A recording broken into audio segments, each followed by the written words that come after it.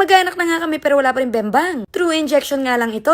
IUI siya ha, hindi IVF. Mas cheap ng a little bit. Picos nga pala ako kaya kahit mapregi. Eto na nga't kailangan ko pang uminom ng clomiphene. Pampamature yun ng egg cell. Kailangan mag-mature ng egg cell para mapregi. Hindi nga pala ito basta-basta inject ha. Marami pang need i-check. Need mo muna magpa-trans B, magpa-pap smear, at SHG. Eto nga pala ang sabon ka sa body mist yung intense whitening soap. Namamalatihan kaya ang lakas makaputi. Trans B para makita ko may picos. Pap smear naman para makita ko may sakit. HSG naman para makita ko hindi barado ang fallopian. Need ko na nga uminom ng gamot at ako'y may regla na. Ika-third day kasi iyon ang regla. Tapos bibilang ng araw babalik sa doktor. I-check naman nila kung nag-matured na ang egg cell. If may nag-matured at paputok na, kailangan na ng sperm cell. After nun kukunin ng healthy na sperm. I-inject na rin sa akin, Mima. Ari ang bago kong product, sunscreen iyan pero tinted. Wagas ang coverage. No need concealer na baga. So nasa less than 100k lang ito. Sa iba nga mas mura pa. Sa ibang hospital dati 15k lang to sa kanila. Etong procedure na gagawin namin, Mima. After na injection, magwe-wait lang. And then need na mag-pregnancy test. Ina-advise nga pala mag-vitamin E ang lalaki. Folic acid naman sa babae. Para yun sa development ng brain. Pag ito hindi nag-succeed, diretso kami sa IVF. Ayun naman yung medyo pricey. Nasa 1.3 million iyan. Nag-inquire kami before sa St. Luke's. Pwede doon mamili ng healthy, ng gender, at ng matalino. Lakas makaglas ka nitong lotion.